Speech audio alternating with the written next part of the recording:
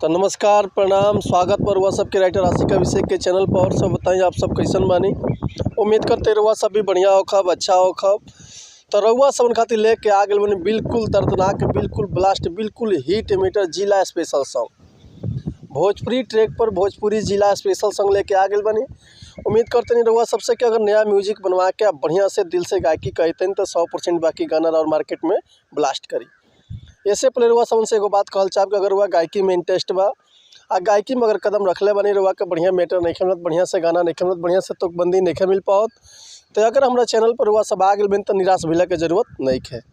काहे से कि रुआ समन खातिर हर एक प्रकार के सॉन्ग लिखिला हम हिंदी होके चाहे भोजपुरी होके चाहे रुआ भोजपुरी ट्रैक पर कोनो भी गाना लिखवा सकीले बिल्कुल उसी चार्ज पे।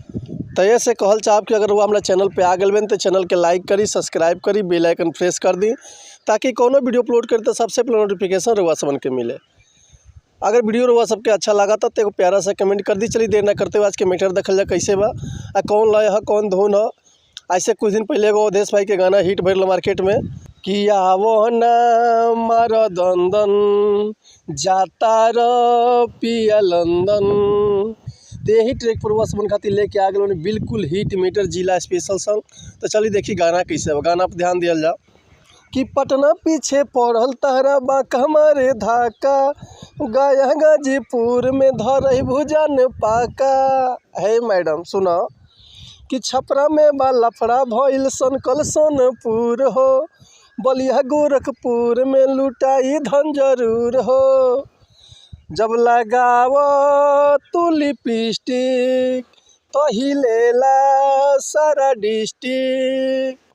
चलिए एक बार और से रुआ सबका मुखड़ा सुनाई तनी हम देखिए मुखड़ा कैसे बा कि पटना पड़ल पीछे तहरा बाक हमारे धाका गया गाजीपुर में धरई भुजान पाका छपरा में बा लफड़ा भइल सनकल सोनपुर हो बलिया गोरखपुर में लुटाई धन जरूर हो जब लगावा तू लिपस्टिक तो हिलेला सारा डिस्ट्रिक्ट। तो उम्मीद करते हैं मैटर हुआ सबके बेहद पसंद आयल हुई। अगर ये गाना के रुआ फुल लिखवाल चाहते हैं तो डिस्क्रिप्शन में हमारा कॉन्टैक्ट नंबर बा व्हाट्सअप नंबर बा कॉल कर सकलिए व्हाट्सअप कर सकलिए रुआ के बिल्कुल उसी चार्ज पे फुल गाना मिल जाए। एक बार हम अपन कॉन्टैक्ट नंबर हुआ सबसे बताए थे हमारा कॉन्टैक्ट नंबर बा 8178244875 और व्हाट्सअप के भी नंबर यह बा 8178244875 तो रुआ कॉल कर सकलिए व्हाट्सअप कर सकलिए रुआ के बिल्कुल उसी चार्ज पे फुल गाना मिल जाए। एक और बात रुआ सबसे कहल चाहब कि अगर हमारे गाँव में कोनो मिस्टेक भइल तो भी क्षमा चाहता नहीं ऐसे कि हम गायक ना ही रुआ सब उनके खाली बता सकिले समझा सकिले ये रुआ ऊपर डिपेंड करते रहो जितना बढ़िया से गायकी करब उतना बढ़िया से और गाना मार्केट में बाजी। तो चलिए मिलते हैं नेक्स्ट वीडियो में कुछ नया गाना कुछ नया धुन कुछ नया कंपोजिशन लेकर। तब तक ले रुआ आपसे मनती चाहता नहीं। नमस्कार प्रणाम जय हिंद जय भारत जय भोजपुरी समाज हर हर महादेव जय माता दी।